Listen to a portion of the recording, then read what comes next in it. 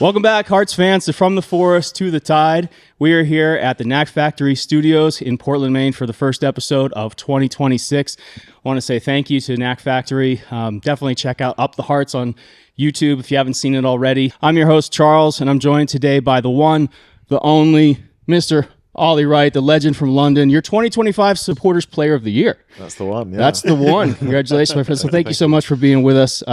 We also have Sean and Rob, so from the Dirigo Union. Thank you guys for tuning in. But most importantly, Ollie, how's your Maine winter going? How's it hanging, my friend? It's tough. This is technically my second Maine winter because I got here in February of 2025, so I experienced a little bit of it, but it doesn't get any warmer and it doesn't get any easier. But I'm loving it. It's you can't complain that much, Yeah. I think the most important question is: are you working on your golf game? Do you find anywhere to go to actually hit the ball? No, I was gonna go to the golf simulator, yeah, but I haven't been, and I need to go because my swing is getting a bit rusty currently. Well, I saw you bowl a strike. Yeah, bowling, that's my new spot. That might be the celebration this season. So I was watching the footage and I saw you bowl the strike, and I think Bobby, did he Bobby went down the gutter. It is a gutter ball. Yeah, that's what I thought. I couldn't really I didn't want to say anything, but he did get that. New bowling celebration coming this year. Right. Guy can bowl. We've seen some of your escapades as well. Skating. Mm-hmm. I like that video a little bit. Did you actually get out on the ice? No, I am actually quite a good skater. It was just okay. It was just like impulsive decision to do that skit. Yeah. And then I was like, you know what, we got to record this. It would be funny. That was really good. It only gave me a minor heart attack. That's all. That's a minor one. I wish you could be on the. I kind of secretly hope that you are that you have a username and you're on the Dirigo Union's Discord, because it's hilarious. The comments anytime I play. Oh, everybody's like, oh, he's gonna get hurt, and then they start talking about contracts. So like, these guys aren't allowed to go skiing, right? It's pretty funny. Our contracts do state that we're not allowed to ski or skydive, so they're the two things that I'm limited to not doing this. But bungee jumping's allowed. Well, it doesn't say it's not allowed. I don't know if it technically is, but it doesn't say it's not. There you go. There's to be loopholes. fair, skiing is extremely dangerous. The fact that they put that with skydiving. Yeah. Well, I think it technically says actually you can't do this, but not limited to skiing and skydiving. So there probably is a few other things on there, but. Well, you snowboard anyway, right? So no, I've never done any of that. Done it. I've sledded. Sledded, is that how you say it? Sledded or sled? You went sledding? Sledding. I went sledding. Yeah. That's the one. Cut that. Yeah. I went sledding and ice skating. They're the only two ice/snow based things that I can do. I've never skied, never snowboarded, never. Yeah. Not yet, anyway. No, well, you're not going to do it because you're going to be in contract forever. That's good. Why the golf celebration? So funny story actually. So I'm actually not very good at golf. I love golfing. I don't believe you, but okay. I play a lot, but I'm really not very good. But I remember once last season, me and Mickey went, and I think it was a day or two before a game or something like that, and Bobby found out, which I didn't know. I thought golfing, was relaxing and, good to take your mind off of things for a little bit. But then I thought about it and, you're in 85-degree heat the day before a game. Probably isn't smart for 4 hours. But anyway, so Bobby had a little word with us and, he wasn't mad, but he just had a little word with us, be smart about it. And then I scored the next game. So I thought I'd whip that celebration out and have a bit of banter with him. I didn't tell him that, so really? I don't know. I've mentioned it before in a previous podcast, so I don't know if he's seen it. But that was technically the reason, and then it just kind of stuck. People seem to love it. The fans loved it, and so I thought, you know what, let's make that kind of a signature celebration. I know there's some other players that do it as well, in other leagues. So people think that I copied them, but I didn't. They copied me. But yeah, no, I love it. But I don't know if I'm going to keep it this year or change it up. I'm not too sure yet. I'm not too sure. Hopefully, I like score. it. I think everybody really, really likes the celebration. I'm just a big fan of you jumping into the stands in general. So I was not at that game. I was the first game I missed where you scored in front of your dad. Yeah. And I was so jealous because I was like, I'd be right there. But it made me so happy to see Bass was up there and you were hugging him and just like. I didn't think Bass was going to let him go. I know. I think somebody made that comment. It's like, let him go. He's going to go see his dad. Yeah, that was just so much it was such a weight off my shoulders, that goal. So it's just like, honestly, I don't even remember the decision to jump into the crowd. I was like, let's just go for it, and just kind of was sprinting until I hit something or someone, But yeah, no, that was a good celebration. I will say, going back to the, oh my God, everyone gets so scared whenever we see a player do something that isn't playing soccer. He's driving a car. When you go over that fence, the amount of people that freaked out online was hilarious. Yeah, I've looked back at that video a few times and I'm like, that would have been so embarrassing if I'd have just fallen over and face planted in front of There were a lot everyone. of comments being like, we need to make sure that next season they've got like some form of padding Yeah, over right. the top of those fences. Like, it's got to happen. It could have gone dreadfully wrong. And I was really tired as well. Like, that's what people don't know. So when I was running and jumping over the fence, that was on tired legs.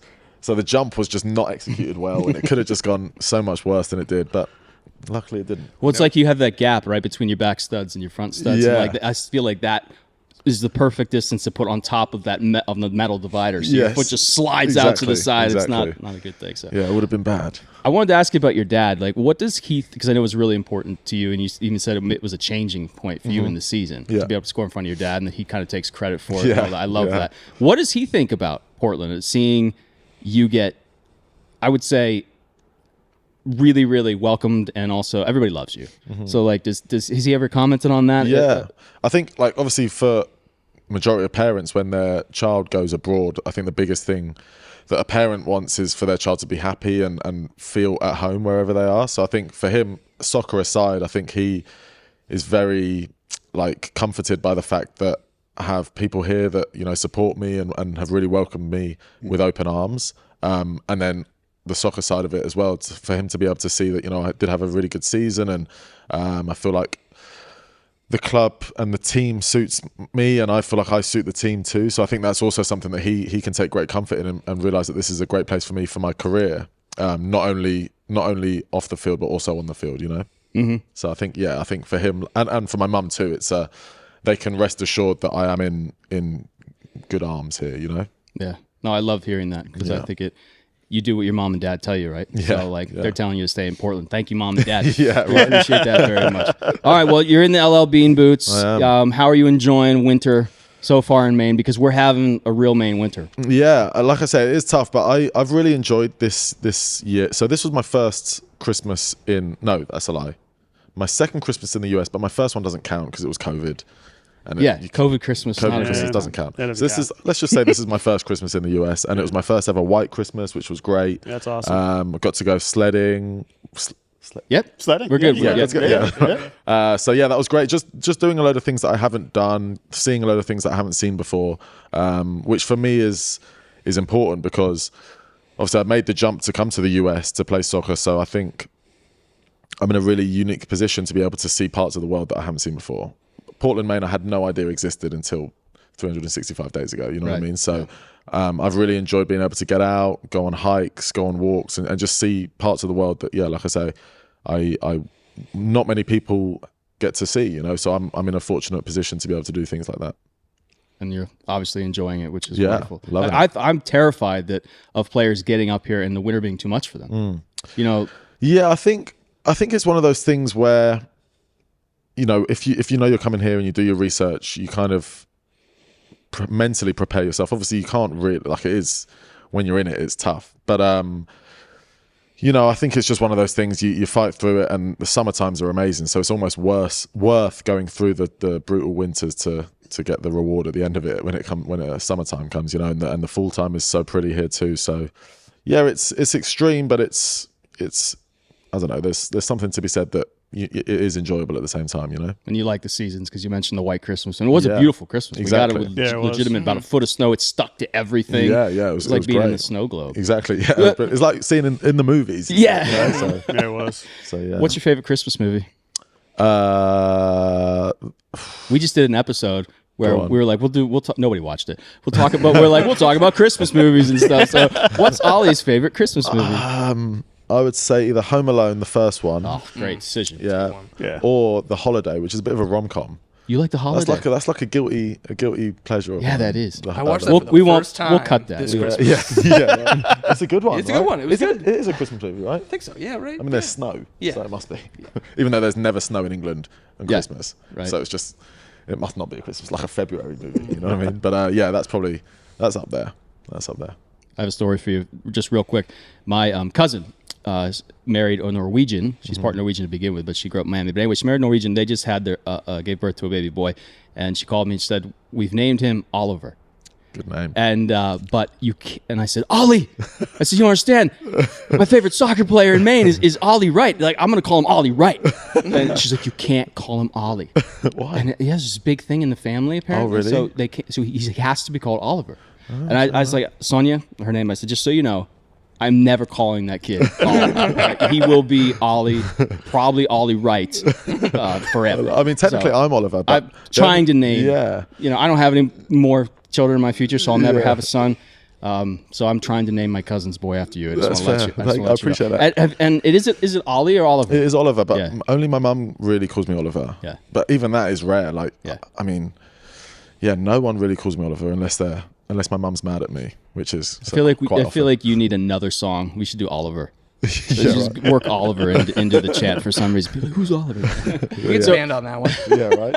So what are you doing now? So the season doesn't start for a little bit, or whatever you're due into preseason, whatever you want to call it. So how often are you playing right now? What are you doing to stay fit this time of year? So I had my time off. I had about 3 or 4 weeks after the season to kind of rest and recover. I'm someone that doesn't like to go, like I don't like to have a start date and just work every day until preseason starts. I kind of do, 3 or 4 days, then have maybe a couple of days off, and just because it's such a long season.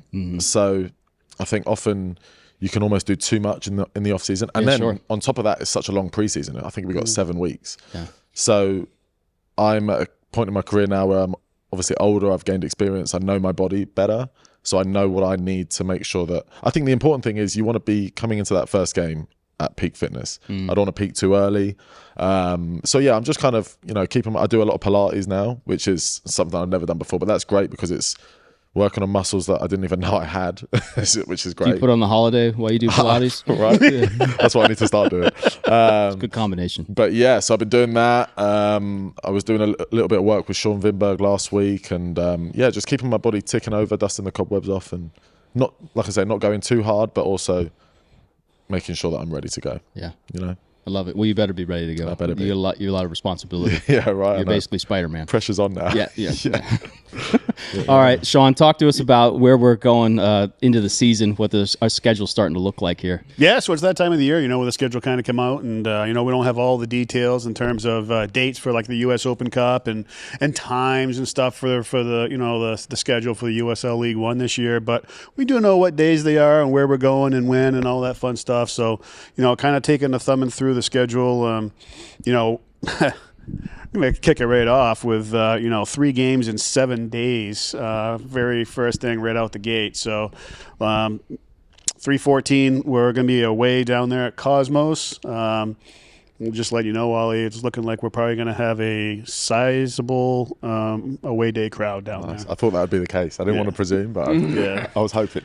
It's great to have more teams in New England. Yeah, we've already got people clamoring for tickets, so we're kind of waiting for the Hearts to sync up with the Cosmos. We can get our section all identified, and then we can have a link out to the Hearts fans and Durgo Union supporters and such, and we can all start getting organized and start purchasing tickets and kind of blocking out our section down there. So Nice. I don't dare put a number on it, but I think it's going to be a healthy 6,000. We get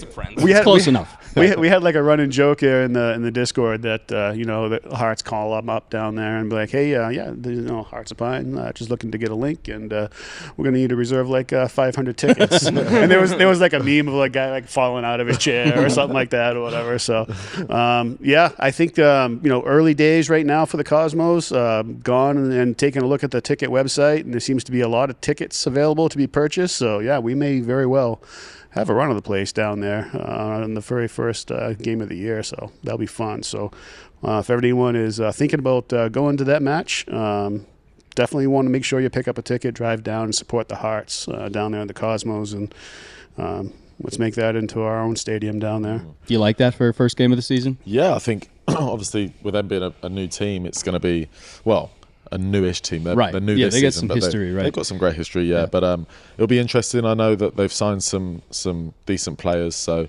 I don't think any game is easy in this league. No. They're going to come with their tails up and be ready to go. So we just got to match that. But yeah, I'm excited. Do you think Whoever we have, I don't. Do you as a player, is it a silly notion to think the Hearts could have a target on their back because of the success? I don't think that's silly at all. I think every USL team, obviously we didn't win it last year, but I think we set the standard in terms of how a club is, not just on the field but also off it. So I think, yeah, we've definitely got a target on our backs, and I think clubs are going to be looking at us thinking we want to emulate that and what they've got, So yeah, I think it'll be a tough season. I think no one will take us for granted. I think last year some teams probably thought, "Oh, new team." We had like 2 or 3 guys that had, big USL names: Mikey Lopez, Jake Keegan. Obviously, Sega came in later on in the year. He was an MLS player, but we didn't have too many standout names. So I think teams kind of took us for granted a little bit, but this season they know what we're about, and we've kept such a core group of players and brought in a few big names too. So I don't think anyone will be taking us for granted this year. So I think the early comments I've seen from the USL fan atmosphere across the league have been that the Hearts have really kept probably the strongest roster out of all the teams, bringing back players. So obviously there's still a lot of things in flux. We don't know all the Hearts players that have been re-signed. We don't know what other teams fully look like yet. But I think it's going to be really interesting. I think a lot of people have some animosity, a lot of competition with us this season. The only problem with that is, well, not necessarily a problem, but the thing that comes with that is that you have to raise your standards then. We can't put anything down to it's our first season this year, or we're the new kids on the block. This year we've established ourselves, and we've got to match the expectation of the rest of the league, also the fans and ourselves. We got big standards to live up to, and I think we can do that. So, talk to me about how you as a player, coming in, obviously the locker room's kind of changing. You're bringing in some new guys. How do you, for the new guys coming in, joining that locker room, how do you kind of set the standards for those guys and bring them kind of into the Hearts project? Yeah, I think this year will be a little bit easier because, like I said, there's so many of us staying. So it's almost on the new guys to just blend right in, which happens over time. I also think Bobby's really good at picking players that he knows will fit his system, and if they don't necessarily fit it straight away, they'll learn to fit it. So I think that's one of his strengths is recruitment. And I just think it happens naturally a lot of the times. Occasionally there's 1 or 2 guys that maybe are bad eggs or don't really fit in with the culture or the style of play or things like that. But that's very rare. I think usually, especially when you have a good pre-season to kind of get everyone on the same page, I think it just makes it that little bit easier to, when the season does come around, to have everyone chemistry-wise, green light. So I think it just happens naturally. And like I say, because we've got such a big group of players coming back, it'll only make it easier. Yeah, so after the Cosmos, like I said, we got 3 games in 7 days to open up the season, right? Ooh. So we'll be coming back up for the Open Cup round 1 against a team where we are not sure yet. So we believe it's probably going to be between either CD Filands, which we did play last year, or and I think everyone's got their fingers crossed, Vermont Green. Right. I think That's everyone is leaning towards Vermont Green, doing all the 4-leaf clover and all the lucky things to try to make sure that Hearts and Vermont Green are a thing come mid-March. Any preference one way or the other, Ollie? No, not necessarily. I think it's always nice that first game of the year to just get off to as good a start as possible, and we did it last year with the 4-0 win and kind of gave the fans. I think there was so much uncertainty with how it's going to look, or like I say, with it being our first year. So to get that 4-0 win was just, it kind of took the pressure off a little bit. But no, I mean, although the scoreline made it seem easy, it wasn't an easy game. No. So I don't think either one will be an easy game, and it's just something that I think, if anything, the pressure's on us in that game. So it'll be interesting. It'll be fun either way. Do you want a home game or an away game in the Open Cup for the first round? I mean, home would be great, obviously, but Vermont Green, they get some good support, no? So I think either way it'll be, and they're both. Where is CD? Violins, Yeah, where are they? Massachusetts, right? Yeah, they played down in Winthrop, I think. Winthrop, Right, Mass, okay. just north of Boston. Yeah, so I'm sure either way we'll get some good support, but I mean, yeah, you can't beat a home game, you know. Yeah. No, I think we're really looking and crossing those fingers for Vermont Green because, to your point, they have a really good following, and whenever you can get two good supporter sections in the stands, I think it makes for that much better of a match and an atmosphere for everyone involved, both players and people sitting in the stands. So I think we're really, really hoping for Vermont Green. So. Yeah, that would be good. And then, unfortunately, this seems to be an annual thing now in year 2. Right after you have a midweek game up here in the Open Cup, we're going to put everyone on a plane and fly them out west for AV Alta. Oh, you travel, man. Nightmare. So, Ollie, let me ask you, because I feel like in the U.S., we're maybe one of only 3 domestic leagues that have these crazy long travel requirements. As a player, how do you kind of prepare for that? Because it's very different than a lot of leagues around the world. Yeah, it is. I mean, it's unbelievable, honestly. The country's just so big. Yeah. And, like, there's a 3-hour time difference between us and California, which is Yes. insane. Yeah. So it's hard to prepare for, especially when, I mean, this year we got a midweek game right before it. It's going to be difficult. I remember last season we went up to AV Alta, like, because usually we go to away games a day before. But to AV Alta we went 2 days before just to give us that extra, little bit to prepare. We did the same. I think Spokane we might have gone 3 days before. Yeah, I was going to say if we're comparing this to last year's schedule, you did the Open Cup matchup. I believe it was against CD Firelands, and then you flew out to Spokane. Yeah, straight away. So it's never easy, but they have to do the same when they come to us. So it makes it a level playing field, and I guess it's better to come early on in the year and kind of just get it out of the way as quickly as possible. Yeah. But yeah, no, it's not ideal, but you make do with what you got to do. There's no solution. No, I mean, really, you got to play these teams. Well, I was going to say, do you feel like if the league went to like a conference model or a division model, that would be better for players? So that way you're playing teams that are more geographically close to you, at least? Yeah, that would. The only thing with that, the only issue I have with the schedule, and I thought about it, I didn't even realize it, but I thought about it last year, is it's technically not equal because some teams play other teams. For example, Westchester, we played, twice last season? We played them twice, but we played Naples 3 times. There was 4 teams that we played 3 times last year. And there will be a difference with that this year. It should be a balanced schedule this year where we play everyone home and away evenly. Oh, really? Yeah. Okay, nice. Yeah, because last year it kind of seemed unfair because we played Knox 3 times. Yeah. And they're the champions. Right. Yep. We played Omaha 3 times, I think, who were the champions That's the season before. And then we we played had a Westchester, who came bottom twice. Whereas other teams are playing Westchester 3 times. That's right. So, it just kind of doesn't seem fair to me. Yeah, I agree. It's weirder even in the championship too because they do run a conference model, but you don't necessarily play every team. You play some teams in the opposite conference, but you don't play every team in the opposite conference. So it's a weird problem we have with strange. having such a large country in one league. Yeah, because for me it then makes it the team that finishes top. You may have finished top, but your schedule may have been easier, or I don't know.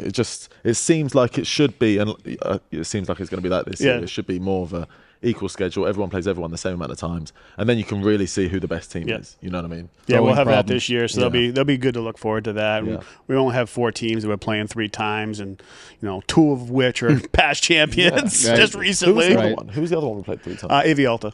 Oh, okay. So I was wrong. Yeah. It wasn't And Naples. they just It was barely AV missed No, the Alta. playoffs. we played Naples 3 times. We did? I thought we did. We played Naples home twice. Yeah, the first win. Oh, because the playoffs, right? No, because we went there. The first win at home, we okay. played them. We played the one where I scored the PK. We won 1-0, and we played them away first game of the season. Okay. So it was. Don't argue with the man. Don't even think about it. Yeah, I'm just trying to think of the 4, but it's all right. It's Omaha, okay. Naples, It's all right. Omaha, Naples, Knoxville,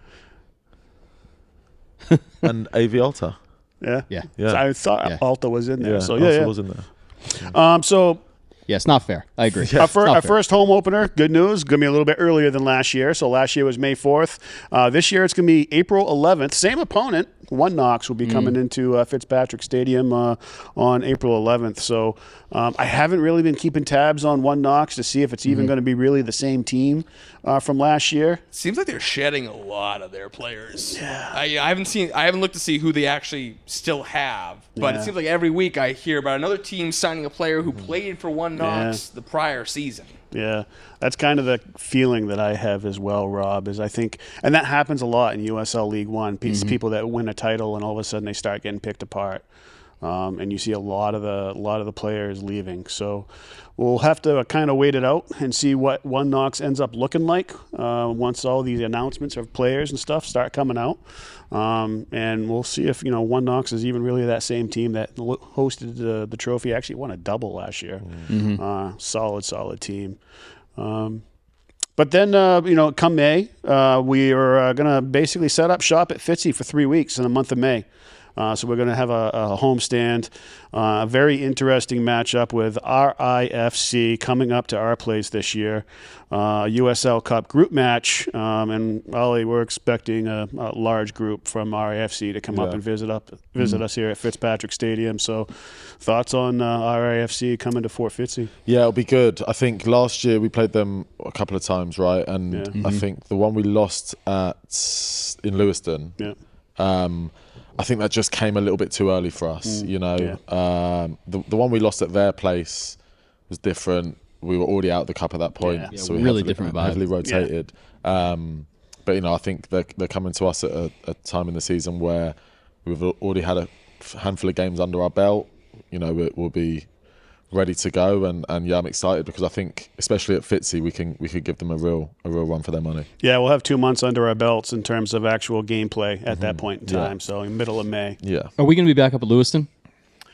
For the Open Cup matches? for the Open Cup. That's my understanding. It seems. I thought that was guaranteed. Yeah, but it sounds like it's up in the air. I don't think it's been announced formally yet. I think it's been a lot of speculating. Well, we might not even be at home. Right. So I guess they can't really announce. You want to go back up to Lewiston? I would love to go to Lewiston. I think there's something about that small. I know Fitzy's not the biggest stadium. Yeah. But there's something about Lewiston being. It kind of felt like magic of the cup. I think so. I love the big thing that I love about Lewiston is the stands are so close to the field. Yes, that's great. the biggest thing about it. That's the huge selling point for me.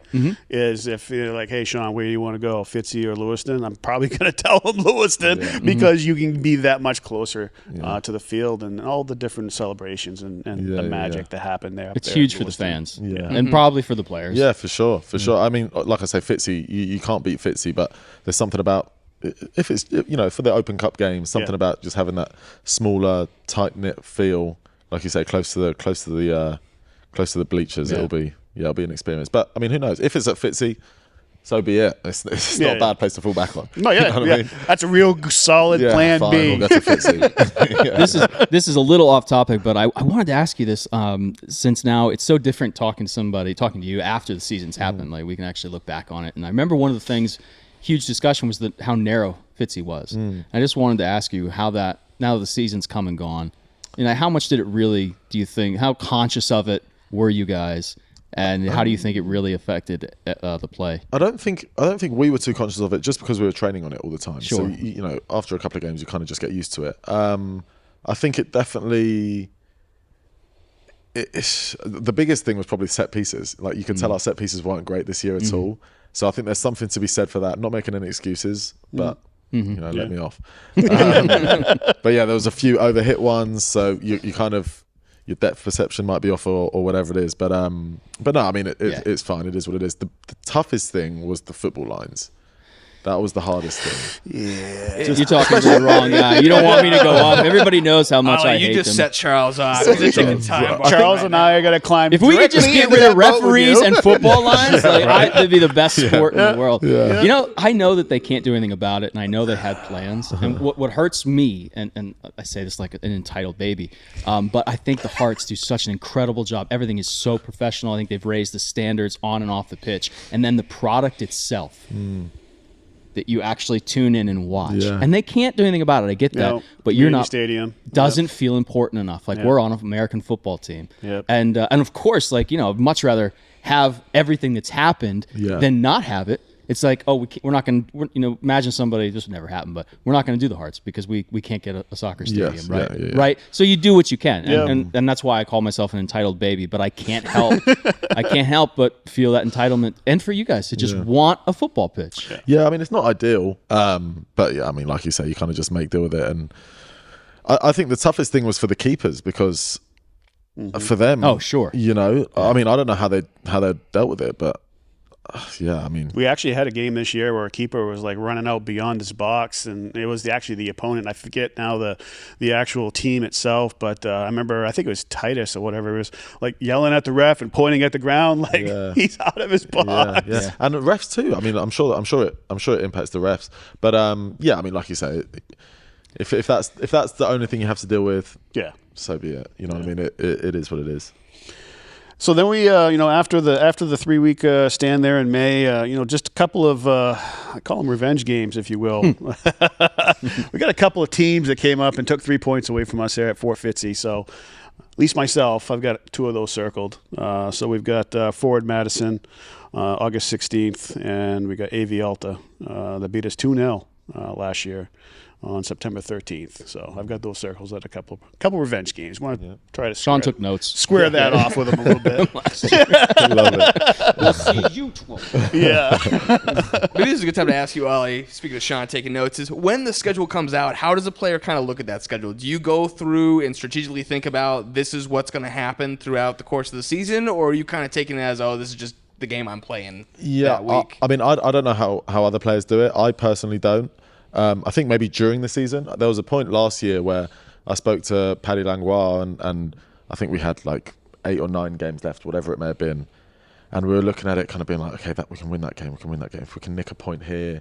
Because we really wanted to host a playoff game. Sure. Yeah. And so we're thinking, how can we get above that line? Obviously, in the end, it didn't quite happen. But yeah, that was it was close. Real that was close. the first time Yeah. I'd looked at the Couldn't schedule get any and been like, closer.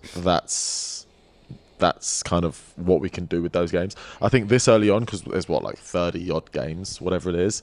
So it's hard to be like, yeah, we win that game because you just never know what's going to happen throughout the year. So no, I don't really take. Honestly, Sean, you saying this is news to me most of the games. I try to just block it out. There's so much time still to go until the season even starts. Yeah. Maybe a couple of weeks before is when you can really start looking at it in more detail. Sure. Yeah, gotcha. So the only other thing that I've got here for the schedule here is, just last home game, always good. First home game, last home game type deal. And, the last home game that we have is October 24th against the Charlotte Independents is where we'll wrap up the season there at Fitzpatrick Stadium just before we go into the playoffs and, win the title. We'll have Charlotte thank you. I think that Independents. sounds about right.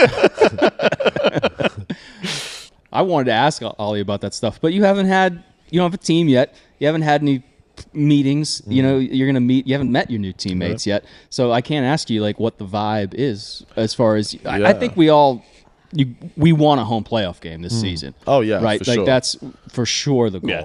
And entitled baby again, like win the whole fucking thing, right? Like I don't see that is an unrealistic expectation. not with that season we had. Yeah, I think we know that anything other than every game we play, I think we want to win. I don't think there's some teams that you see in Europe or in MLS that are clearly lesser opposition. So it's like, for example, if Wolves are playing Man City, they're not going to be expecting to win. So if they lose, it's not the end of the world. Right. I think with us, there's not a team that we can't beat. Obviously, yeah, it's a new season. Teams have new players. We have new players. So it'll be interesting to see. But I think we're going in with the mindset of we can beat anyone, but anyone can also beat us. So we've kind of got to, keep that chip on our shoulder and make sure that we're not taking anyone for granted in the same breath, Yes, I do. And you guys had expectations, to be fair, even though it was season 1. Listening to the behind the scenes stuff, we were able to see Bobby talking about like that video I think of now that came out early in the season. I don't know if it was the first game or not, but he's talking about jersey sales. He's talking about how well the club has done off the field. Yeah. And he put expectations in place for on the field. Don't let these guys down. Don't let yourselves down.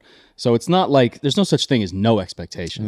No. But we now have had a season under our belt. So do you welcome the added, I don't know if it's pressure, but I can't think of a better term. Do you welcome that, Yeah. or do you just stay clear-minded, almost like it doesn't matter if it's season 1, doesn't matter if it's season 2? What's your opinion? I think it's important to stay clear-minded. I think, you know, we're not stupid. We know that expectation is going to be there. We know that. But we also kind of felt like it was there anyway, Right? in a way. Yeah. You know, like you said, Bobby had mentioned it. And also, just for ourselves, when we're going to away games and seeing that, you know, teams aren't as well supported as we are, when we come home and play in front of you guys at Fitzy, it kind of makes us think, okay, this is what we're playing for. We're not playing for ourselves. We're not playing to get moves to bigger clubs. We're playing for these people that are coming out to watch us. So you kind of put pressure on yourself, not necessarily a bad pressure, but just a pressure. Sure. On yourself to kind of perform for people other than yourself. And I think it's something that we're used to and something that we did really well last season. And I think we're just excited now just to get the ball rolling. And, you know, I'm not here to say that we're going to win the league or we're going to have a home playoff game, because you just never know. No, right. But I think that's all in our minds as something that we can genuinely achieve. Last year, it was like, yeah, that would be great. Imagine if we had a home playoff game. But now it's like, we can do this. Yeah. We've gone through the last season. We've got 12 people returning from last year's team.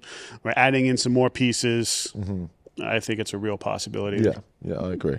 And it could be the last season before this pro rel thing. Yeah, exactly. So that's something to be said for that too. Is, you know, it could, I don't know the ins and outs of it, but yeah, it could be the last, I guess, original season of USL League One. Who knows? So it'd be great to go out on a high, you know. Are you excited by all the change that's sure to bring? I mean, it's going to be hard to figure that out, but the league bringing over, I forget his name, but, you know, from England, head of football, whatever he was, to come over here and head, I think specifically promotion relegation in USL, seems like a very, you know, that's Liverpool going out and signing Isak. Yeah. You know, that type of signing. Hopefully he doesn't end up like Isak. But, you know, won't be good for the league. But yeah, you excited by all the change that's sure to come? Yeah, I think it's Europe has always been the, you know, in terms of soccer, has been the goal, you know, or the what's the word I'm looking for? The inspiration. Yes, blueprint. The blueprint, yeah. So, you know, I think it can only be positive what's going to come. The World Cup coming this summer too. Huge. I just think the US soccer scene is just going to tenfold. It's going to be a huge year for US soccer. Is a team going to come to some watch parties? I want to go to a game, an actual game. So we play on the. Can you afford a ticket? Well, I don't know. That's an excellent question, Charles. England play Ghana on the 21st, I think, but we have a game. No, maybe the 24th. We play on the 23rd, right, of June? The last one of the season that we were just talking about is October 24th. No, we play on the 23rd of June, though, right? Oh, you might. I don't have that one down. I haven't got that one. I think we play on the 23rd, and then England play Ghana in Boston the day after. Yeah, you have to go. So I was speaking to Messer about it. I was like, you guys have to go. Have to go. You have to go. Well, even if you don't have a ticket, you can like go down in the area. Exactly, There's going to be a lot of people in the parking lot having a good time before they all go in and all that stuff. Maybe a fan drops the ticket on there the you floor. go. The type of thing, though, you would think, like, as American players in this growing, and I mean playing in America. Obviously, you're not American. But playing in the American League, the World Cup is here. You'd think, maybe it's naive. It certainly is naive, actually. FIFA doesn't give a shit about anybody. But that there wouldn't be a way to get you guys to games. Like, or interact with the national team. I don't know, something, right? Yeah, I don't know. I think the World Cup is just way too big. It's just too big. For little old Hearts of Pine. You know? I wish it wasn't. But, you know. Clip it. It just is. It is, unfortunately. Well, you beat them to the kit. That's true. That was the marketing on that's always brilliant. But what great timing! Yeah. What was it, a week later? They've come out. The U.S. has come out with their own reinvention of the Waldo kit. I think that's the women's team, though, right? I don't think they're going to use that in this World Cup because I saw that too on Twitter. Oh, that's not. They're going to wear the waves. Supposedly got leaked. I didn't like got leaked, get but deep into it had it. stars on top of the. Yeah. So that's the other one, debunked right? as the women's jersey. Well, it's got the women are certainly the only ones that have stars above the crest. That's Right. for sure. That's for sure. So, yeah, exactly. 4 of them. No, I think the red wavy one is official for the men. Is it official? Yeah, because what's his face came out wearing it. The player, our best player, Pulisic. Yeah, Pulisic. Pulisic was there. So I didn't know that. But never believe what you see now. It could be AI. He had a weird Yeah, it may not even be Pulisic. We won't go there. So maybe it's not. Don't believe what you see anymore. That's for sure.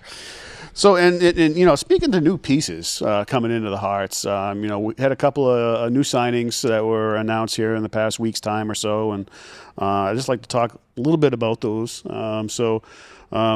We've got an Argentine that had spent 5 or 6 years down to Richmond, and basically just set USL League One ablaze, and no one has put the ball in the back of the net more than Emiliano Terzaghi, I believe is how you say his name. Yeah. They call him Emmy for short. Yeah, So throw that one out there.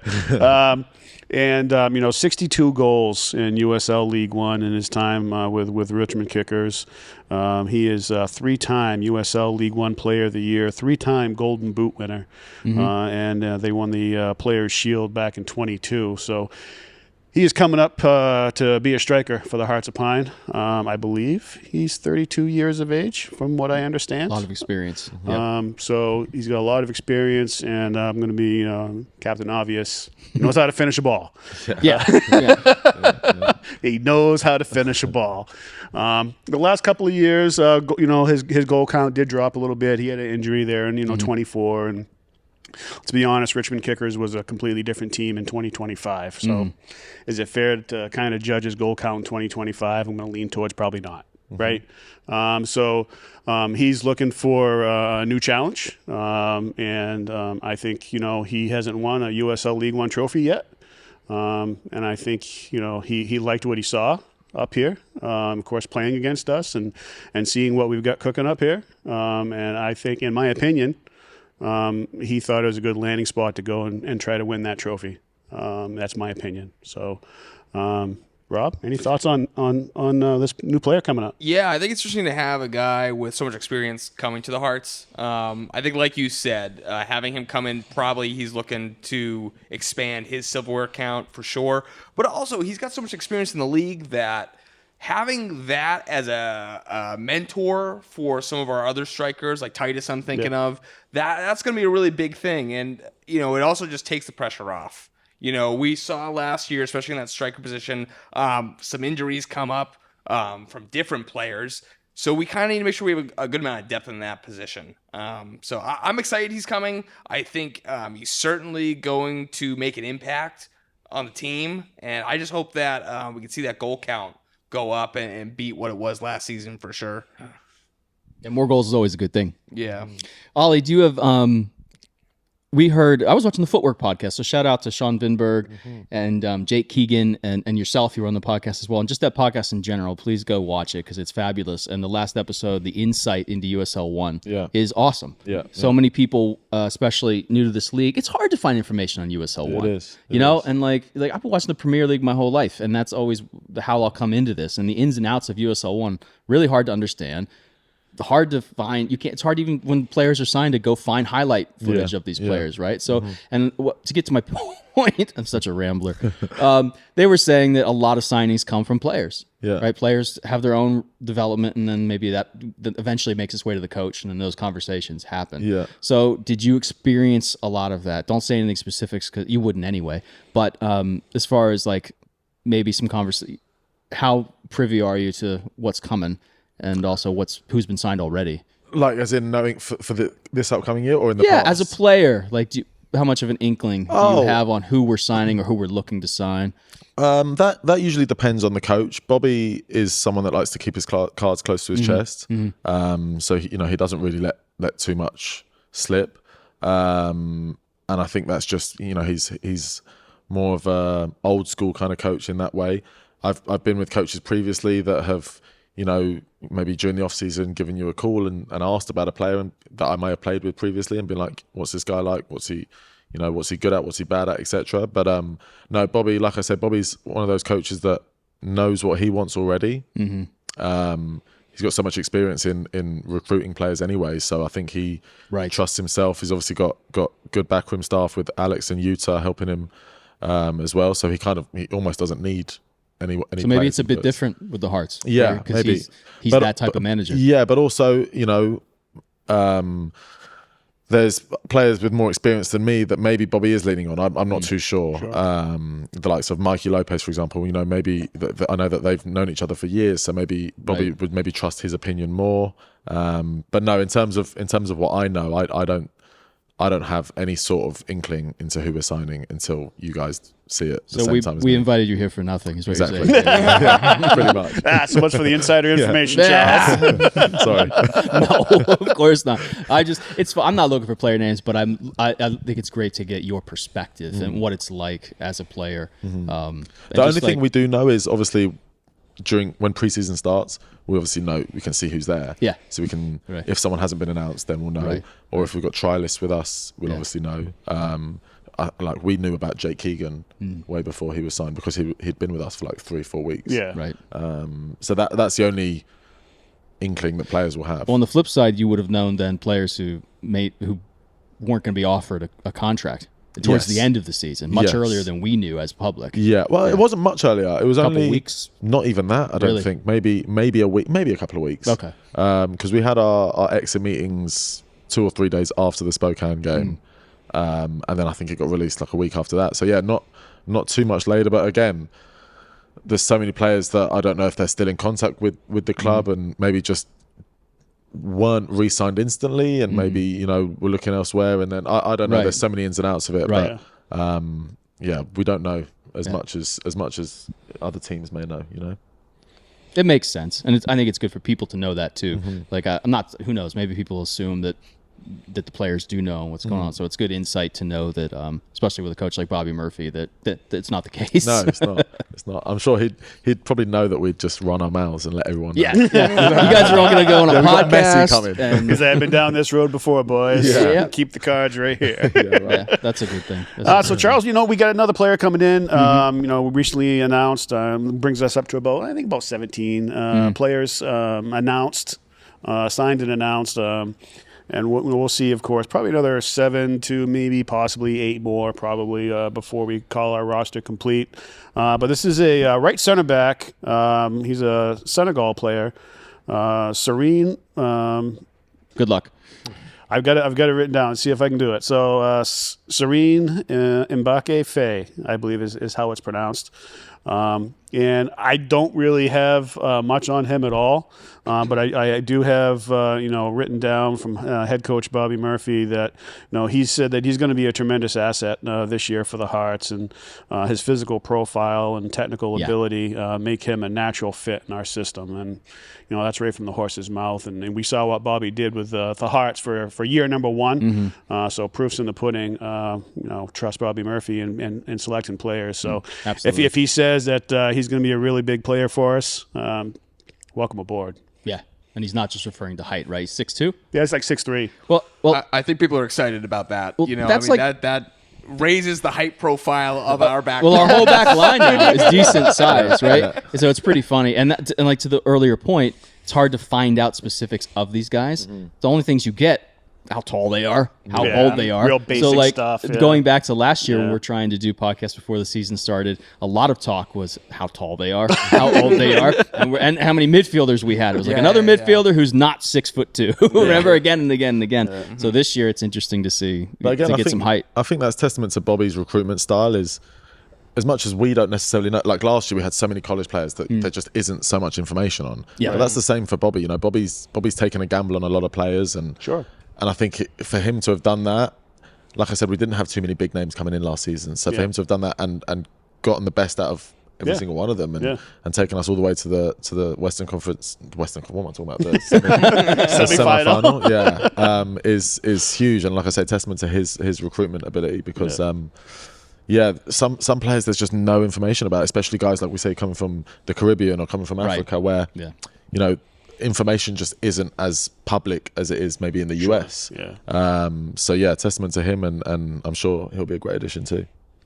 Yeah, you got the highlight tapes, but I'm not. Anyone can look good on a highlight I was tape. gonna say it's called That's why it's a highlight It's tape. a highlight Even tape. Salah. We don't for a put the reason. bad Salah. stuff in there. Even Salah would look good on a highlight tape. This guy's the best center back in the world. Just Yeah, look at his right. highlight tape. He looks exceptional on a highlight tape. Well, yeah, you see him doing some classic tall center back, powerful type stuff, right? It's exciting. Headers It's on the something to set get excited pieces. about. You see him linking downfield with the long balls and all that sort of stuff. So if that is a consistent play and not just a highlight reel, then yeah, we're gonna be pretty happy with this right center back coming in. How big's Breck Evans? I think he's like 6'4". Is he that big? Yeah. Oh, Yeah, so we got like 6'4", 6'3". I think Zion's like 6'2" or something like that, He's right? not short. So we're all in he's that. not short. Those like three players right there are all in that 6'4" to 6'2" range. So yeah, height is coming to Kamali's the what, Hearts. 6'1"? Kamali? Yeah, Yeah, I think Kamali's like that's 6'2", right. 6'1". 6'2", Yep, 6'1", yep. yeah. So yeah, we've got height. We definitely got height this year. That is not going to be an issue for the Hearts this year. We are Yep. going to have some tall players. That's great. I mean, and like I said, doesn't mean much, but it could mean everything. It could mean nothing. But it's the facts that we have access to at this point. We know how tall these guys Well, are. there's a lot more to these set piece deal than just height. Oh, right? yeah. A lot more to it than just Yeah. that. But height does help, right? Yep. So it's just another tool in the tool bag.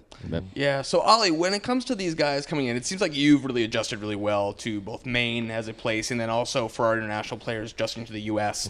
What's something you would tell people coming in? Like if they've never experienced Maine or they've never been to the United States, how do you bring those players in and get them kind of comfortable as someone who's a peer working with them? Yeah, I think obviously everyone's different, right? Like, for example, I'm someone that likes to get out and see things and explore what the place has to offer because every place is so different in the US especially. But again, some people don't like to do that. Some people like to be in the confines of their own home and just chill out and maybe play video games, whatever it may be. So I think it's important to kind of feed on whatever they want to experience from their time, wherever they may be. I would always, encourage people to see the place that they're at for what it is. Whether you're in Miami or Texas or here or wherever California, wherever you may be, give it a go and experience what that place has to offer. Because I think when you do that, you end up finding some hidden gems. And even if you're someone that doesn't necessarily like the cold or doesn't like being like by the ocean or whatever it may be, you may find some things that you do enjoy. But I think with soccer, during the season, you're so consumed by soccer anyway. You're training, you're traveling, you're playing, whatever it may be. So if the place isn't necessarily suited to you, it's still kind of easy to get by it because you're constantly playing anyway, So yeah, I think it's different to if you were to just move here and not be playing soccer. I think it's slightly different because then I think if you're not playing soccer, you've got to enjoy the place more so than if you are playing soccer. Because if you're playing soccer, you can kind of get away with it. You know what I mean? But yeah, like I say, I've adjusted really well to Portland and Maine in general, and I think people will continue to do that. I think, especially once they see Fort Fitzy and see how enjoyable it is to play here and see the support that the city has, I think in turn that person will then learn to love the city. Is that something that players, like, have you talked to players that are not on the Hearts that have asked you what the environment's like at Fort Fitz? Like, how big do you think that is a recruitment factor? Oh, for huge. us? I think it's probably the biggest. I think every person that I've played with previously that I was speaking to in the off season, they're all like, damn, like that the fans are crazy and the atmosphere is so great. And so I think that's probably the easiest thing for Bobby to sell is, you can come and play in front of 6,000 people every week. And I'm sure players will like, especially like we say, players coming from abroad where they might not be playing in front of a lot of people. Yeah. I think that's a massive factor. Yeah, and that 6,000 number is probably going to inch a little closer to that 7,000 number this year as the Hearts are rearranging the puzzle pieces at Fort Fitzy. What do you know that we don't know, Sean? Yeah. My understanding is they're finding a way to get a set of bleachers in behind one of the goals over by the kid zone. Maybe that kid zone gets pushed back a little bit. Are they going to make everybody move if there's a penalty shootout? No, we got bleachers there. We're good. Yeah, but you might fit 250 maybe on the backside of that. So That'd be very cool. we'll see what happens. Because we lost the record, right? I think so. Yeah. The tennis, For the One final. Knoxville, yeah. But does that count as a final? Nope. No.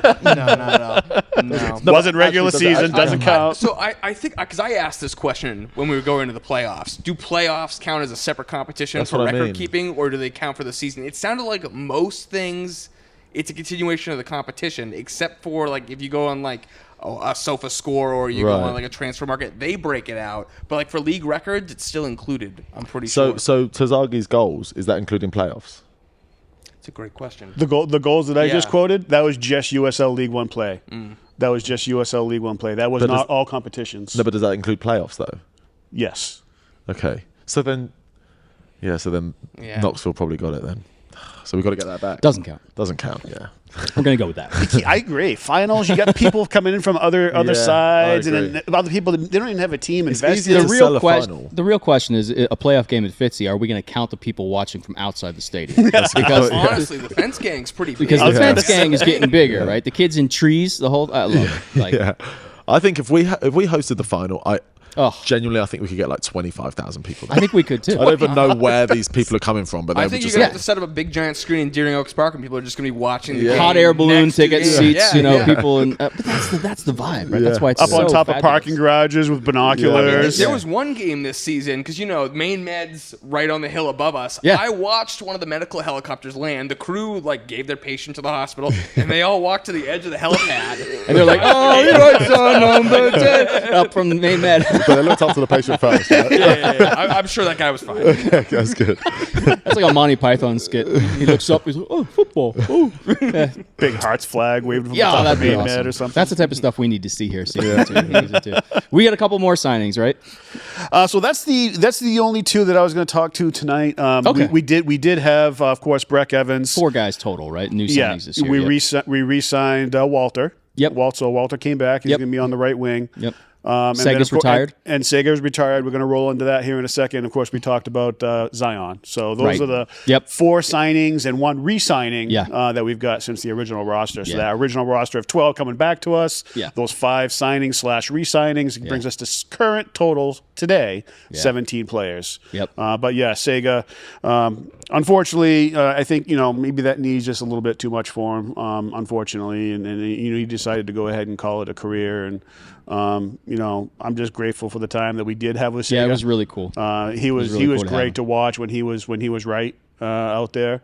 And, my favorite part of watching Sega was certainly, a race in Obregon Jr. When we played Westchester, and he didn't know what to do with Sega. He knew he was up against it, and there was nowhere around the big guy. And he was going out on the channels just trying to ping passes into the box, trying to contribute in any way he could, but he was not getting around Sega. And that was certainly the game that I'm going to remember, and Sega's contribution to the Hearts. Rob? Yeah, me too. I think him coming in raised our profile quite a bit. Yeah. Obviously, a guy who was coming from the MLS, played professionally at a fairly high level in France for a while.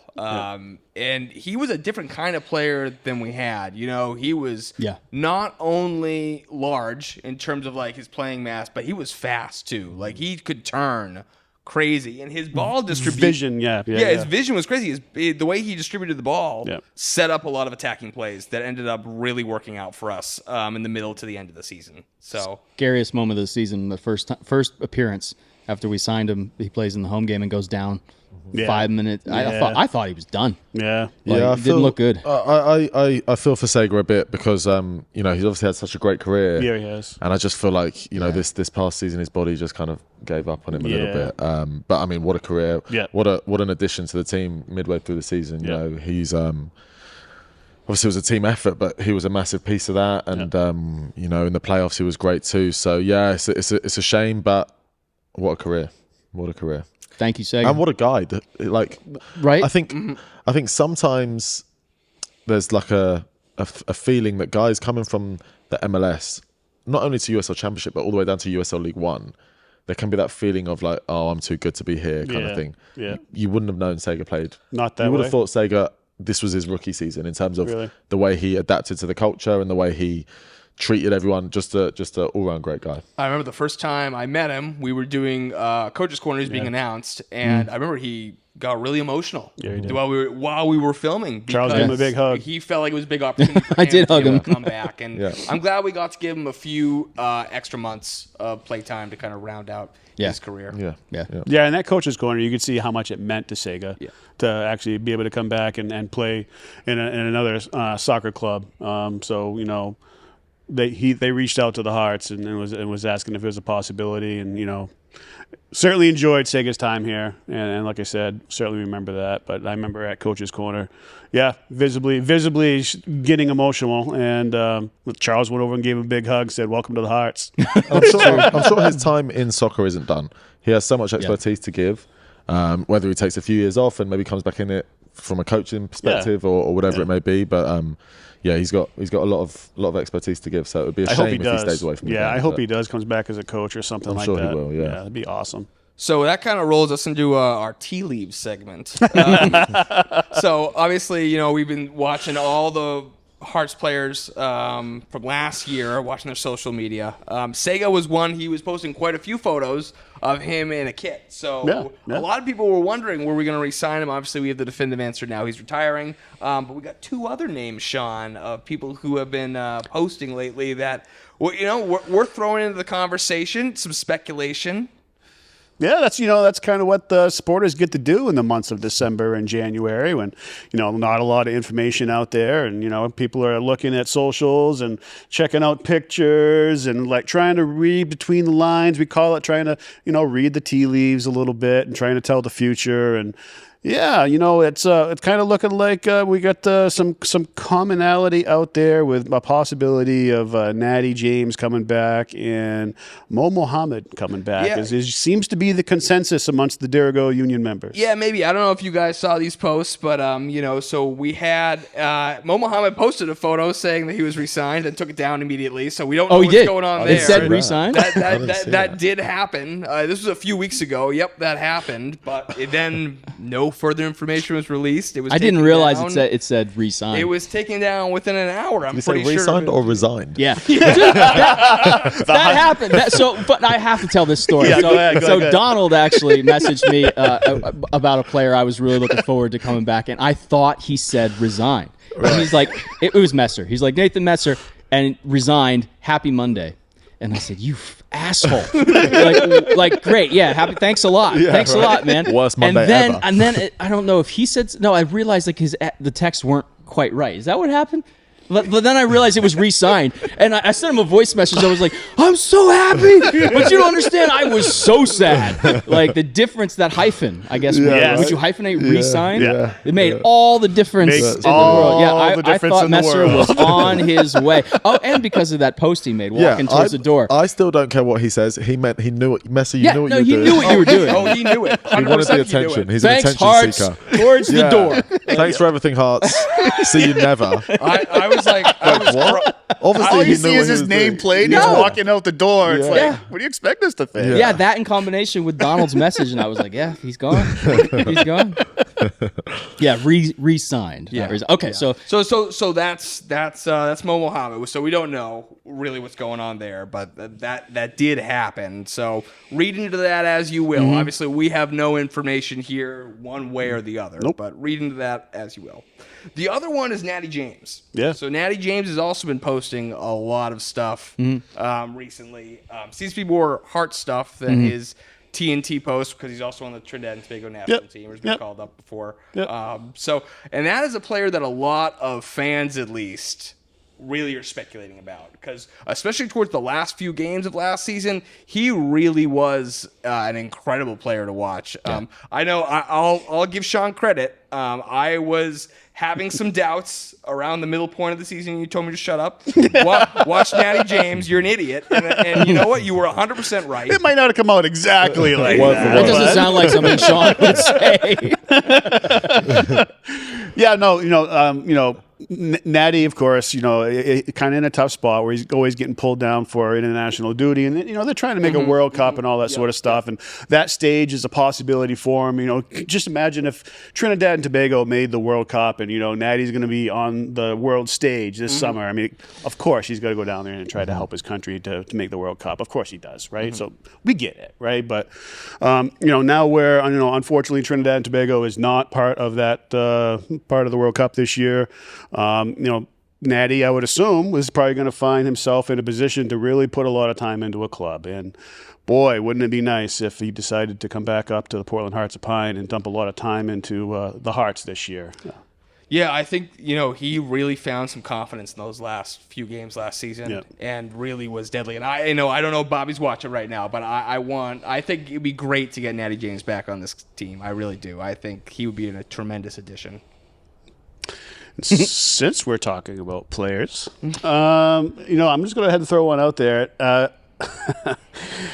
I think, and Bobby, I'm sure he's probably already got everything done and dusted. It's just a matter of going ahead and basically, announcing them really at this point in time. We're kind of a long ways into signing players in terms of actual time frame for the Hearts to actually sign everybody up, right? So it's kind of very late stages, I would imagine, at this point in time to actually ink somebody.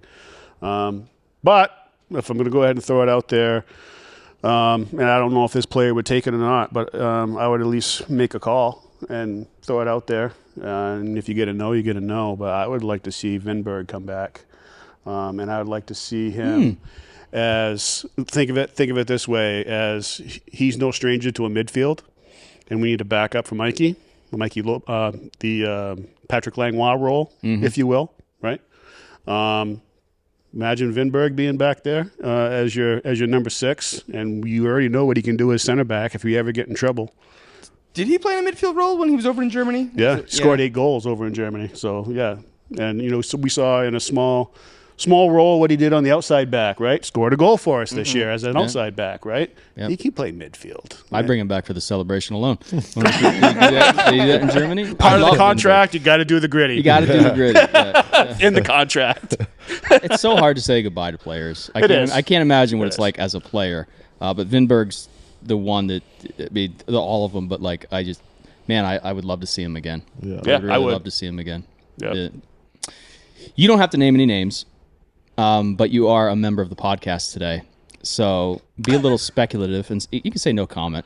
But do you have any names for Hearts fans to check out? And even if they're not Hearts players, somebody we can go try and watch some highlights or something. Like anybody you want to see in a Lighthouse Kit? Yeah. Anyone I want to see? Right. Well, there's Mbappe would be nice. I don't like Mbappe. He can stay. Let's take top level Europe off the table. No one I can give any comments on. Obviously, there's plenty of good players out there. But no comment. Sorry. There you go. All right. I guess we should have expected that one. Good I gave you the out. It's all right. I would love to. I would love to. Yeah. Maybe off camera. No, I'm joking. Cut. So I think the next thing to talk about is, Charles, what you're wearing. You've got on the brand new second kit for our club. You want to tell everyone what it represents? I feel weird with the hat, and this is not a Hearts jacket. I almost wore a Hearts jacket too, but I was saying I was asking Rob. I was like, Rob, do you ever see Wayne's World? There's him and Wayne and Garth, and they're talking about selling out. Right. And Garth's like, he's totally decked out in Reebok. The hat, everything's Reebok. He's like, man, it's like some people only do things for money. And that's just not right. It's so unfair. And I kind of felt that way coming in today. I was like, I gotta stop wearing so much hard stuff. But no, I love it. I love the inspiration of the Lighthouse. The little hearts are really cool, but they are really faint. They're really faint. I honestly forgot they were in there. They're a little faint, I think. I mean, it's hard to see. I know they're trying to be subtle, but they probably could have. Is it a heart or is it a nipple? Yeah. I don't even know. Right? I think it's a heart. Yeah.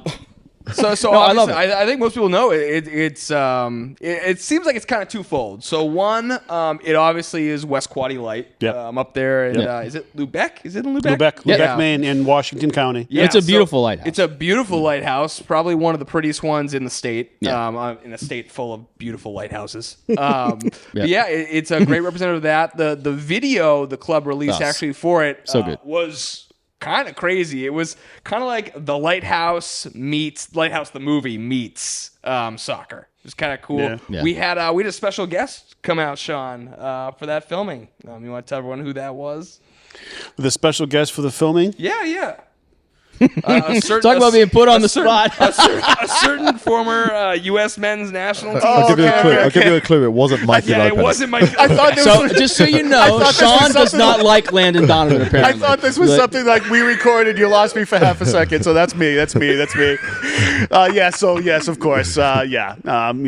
U.S. men's national team legend Landon Donovan. He's certainly brandishing the kit, and certainly helping us out there with Mikey Lopez, of course, our captain for the Hearts of Pine, of course, and up in the video and taking some really nice pictures, and it was nice to see kind of how that all bridged, and how the Hearts are bridging the lighthouse and the lighthouse kit with the red and white stripes, and of course looking identical to the I call it the Where's Waldo kit, but it's the Waldo kit there for the U.S. men's national team back in 2012, and being a World Cup year and how that all marries together, and it's just great branding, and also let's not miss the fact that we have a county in Maine named Waldo.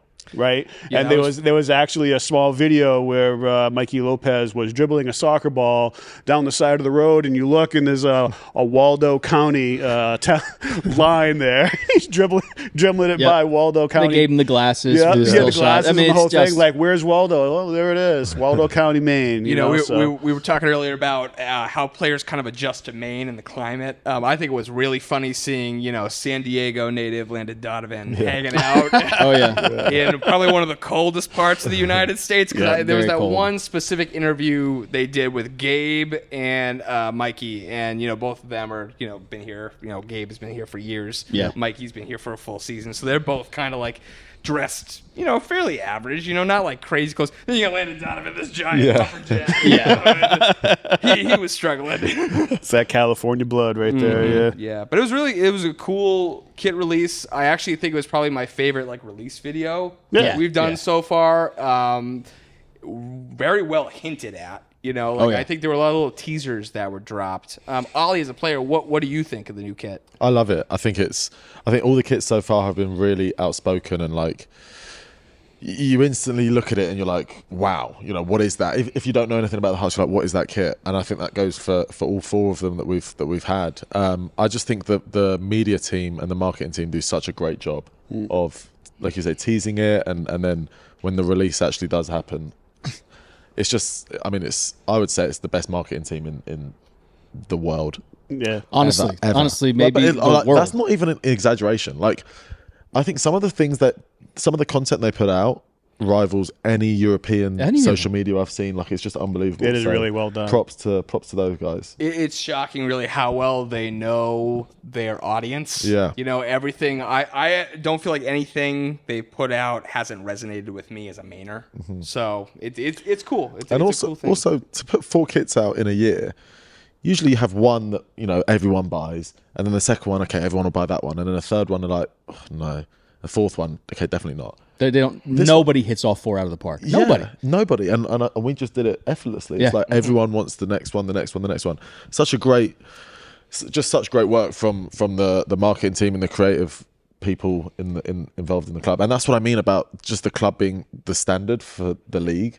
It's it's not just on the field, it's also everything that goes on behind the scenes. And one of the things that I'm assuming people have picked up on this, and if not, I'll go ahead and throw that out on the table for everyone to see. But with all these kits, whether it be the keeper kits, whether it be the 4 kits we just talked about, It brings a piece of Maine into it as well, with the Blaze Kit and the Aroostook County, with the Lighthouse Kit with Washington County and Waldo County, right?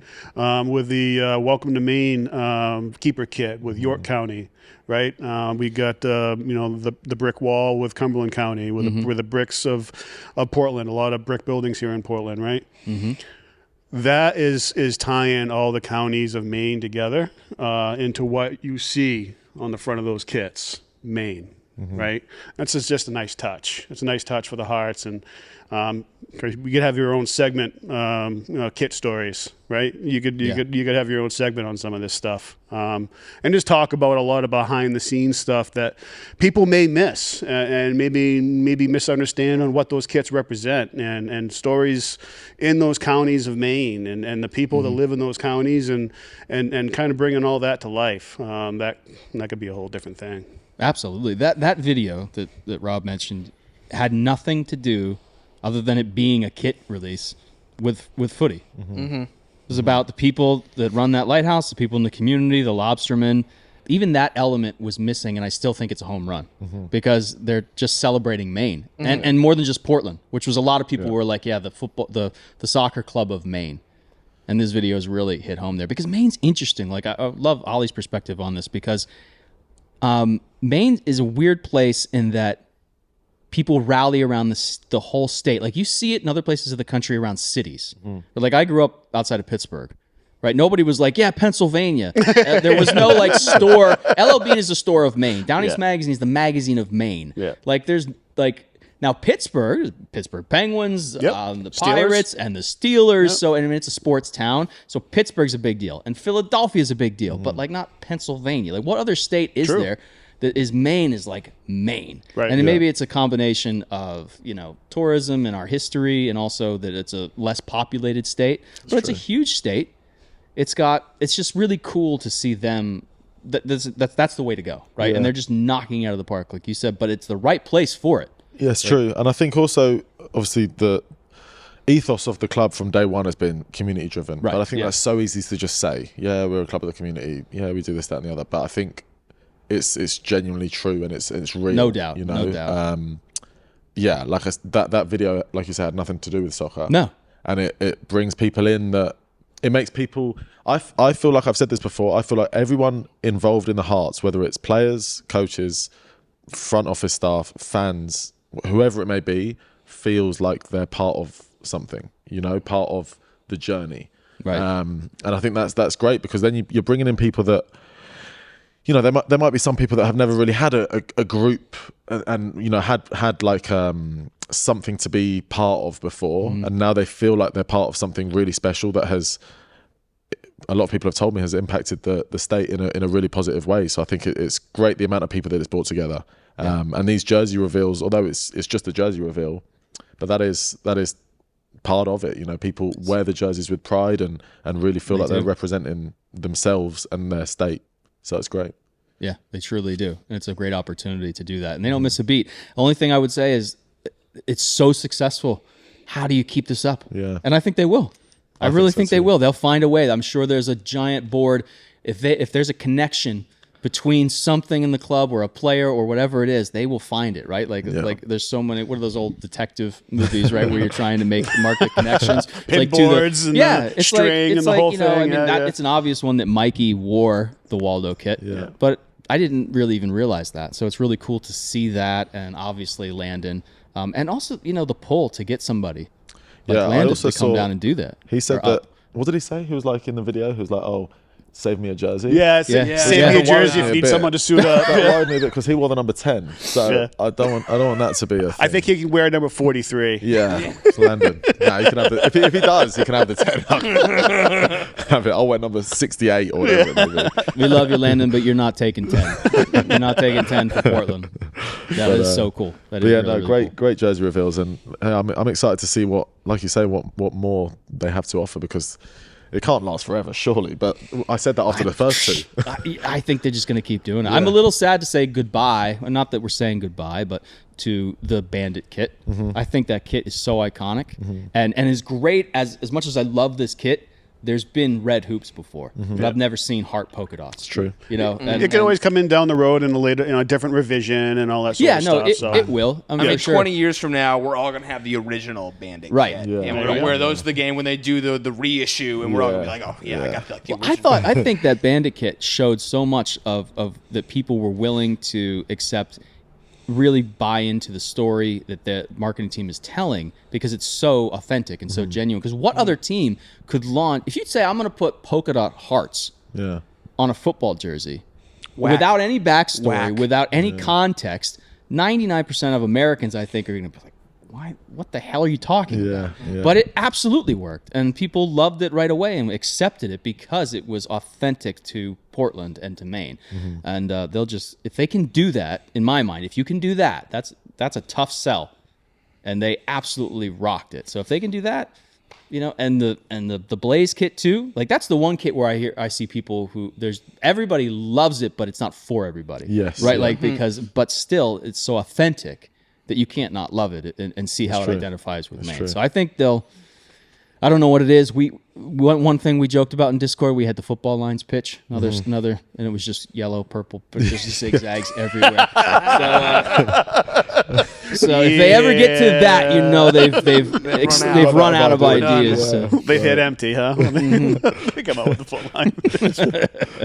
I wanted to ask Ollie if he had a breakout player that he was looking forward to seeing for the Hearts this season, based on last year's performances. Who's coming back? I would say someone I'm really looking forward to see again is Kamali Green. I've mentioned it before. I always hype him up in these interviews for some reason. I don't know why I do it, because it's just going to go to his head.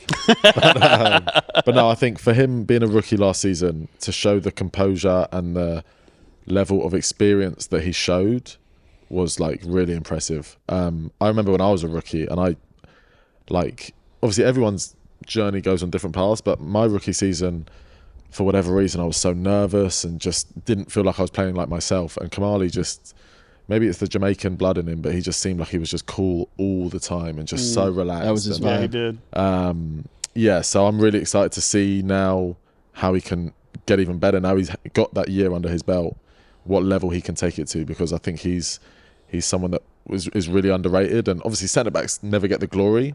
But yeah, he's someone that really impressed me last Unless season. they head the ball in the net. Yeah, right.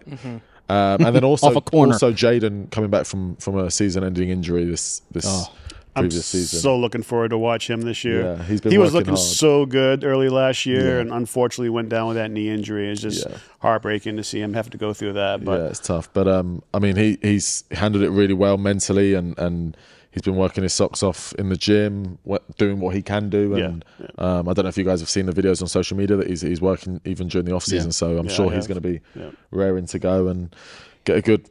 I don't know how close he is to full fitness. Right. But if he can get a good few weeks of preseason under his belt and then ease his way back in, kind of work his way back in. he'll be get back 90 he'll be minute huge fit. for us. Because it was a shame we lost him so early in the season, and we only got a snippet of what he can do. Right. And he looked red hot running down the right flank. Yeah, so he'll be huge for us this year. Yeah. So, I do actually have another question for you, Ollie. Some people are talking about, seeing a lot of Huntsville players coming into USL League One, which I didn't really have a visual on. But being told there's a lot of Huntsville players coming into League One.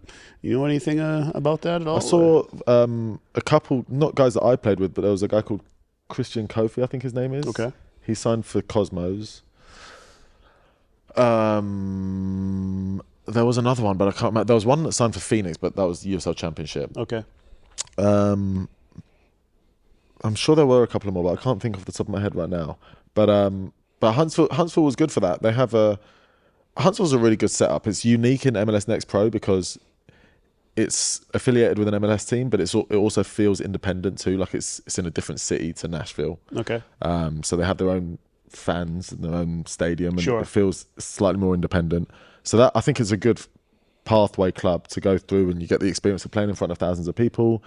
Good standard. So I think coming out of there, players are more ready for the USL level. Not that it's necessarily better or worse, but they're just more. You kind of have two different paths coming out of Huntsville, is what I'm hearing. Yeah, for sure. So I'm excited. I've only got good things to say about Huntsville in my time there, so I'm excited to see, you know, the players that they had that are playing in USL 1 next season, and yeah, it'll be exciting. There are a few more there, but I can't quite remember off the top of my head. Okay, but there are a couple more. So you didn't call anybody? No, Okay. I didn't, unfortunately. Rob, anything additional? No, I don't think so. I think I'd just say thanks for Ollie for coming on Yeah, today. thank you. You know, it's always great talking to you. It's great talking to all the Hearts players. You know, I think we're all really excited to see you in the second season with the club. So Thank you. Yeah, I'm really looking forward to it. I think last year was so great, and I just can't wait to not only individually but also as a team just take it to that next level and see what happens. Who knows? All right, so I just got a couple things we want to go ahead and wrap up on real quick, and I'll kick it back over to Charles. But January 17th, Derigo Union Annual Town Hall at Bunker Brewing. It's going to be from 2 to 6. It will be a social hour between 2 to 3. 3 to 4 will be kind of, Derigo Union board presentation, stuff that, Derigo Union as a supporters group needs to do on an annual. So, business side of the house, if you will, 3 to 4 for the Derigo Union. And then 4 to 6, we're going to have a chili cook-off and community potluck down at Bunker Brewing, again, on January 17th. And January 24th, the very next weekend after, we're going to make another pilgrimage down in my neck of the woods, one of my local pubs down in Dover, New Hampshire. June Cork Pub down on 66th 3rd Street. It's a British pub, and it's just a great place to go and have a watch party, and really good pour Guinness, I may add. And, best pour Guinness I've had in Northern New England. there you go. I'll say that. So that's going to be January 24th. So people can go ahead and jump on the Nor'easter Amtrak. It is literally a stone's throw from the June Cork Pub, Dover stop, of course. And come on down, and we're going to take in a day of Premier League matches down at the June Cork Pub. So drop off if you're on a southbound train. Is going to get you at Dover about 8:15 in the morning. And you get a couple different options going back the other way northbound. You got about a 1:30, 2 o'clock train heading north, and then I think there's another one a little bit closer to 5 o'clock. So of course you can feel free to drive if Amtrak is not your thing. And we've got some free parking and paid parking down there in the Dover, New Hampshire area. Paid parking, I think, is pretty decent. I think it's like $2 an hour or somewhere in that neighborhood, so it's not too bad. But come on down and watch a little Premier League with the Derigo Union on January 24th. We've already got about 25 to 30 people signed up, and I'll go ahead and give them an early count, and we'll give it another week, and we'll see where we set. But we got a pretty good crowd heading down to the June Cork on January 24th. Love it. Love that stuff. Looking forward to Bunker as well with Union, see what's going. So, yeah, Ollie, thank you so much for joining us, not only today, but I want to say thank you for buying into the Maine culture, Portland culture, and, because like you said, you alluded to it a little bit earlier, but like not everybody does that. Mm-hmm. And it's such a cool part of this team and what's being built here that we all feel like part of a community. Yeah. So you don't have to do that. So it's really appreciated from our perspective, and we really thank you very much. Well, thank you. And the Supporters Player of the Year is well deserved. Thank you. You better win it again. Yeah, right. Precious. You guys got to vote for me again. Many times. We're good at that. Thank you for having me. I appreciate it, and I felt welcome since day one. So even before day one, even when I was back in England, I remember Donald actually commented on on my goodbye post to Huntsville. That was before I was even announced. He commented like the eyes and the heart of pine emojis and whatnot. But no, I've loved it here. So season 2 can't come soon enough. Absolutely. Up the Hearts. Up the Hearts. Up the Hearts. Up the Hearts. Up the Hearts.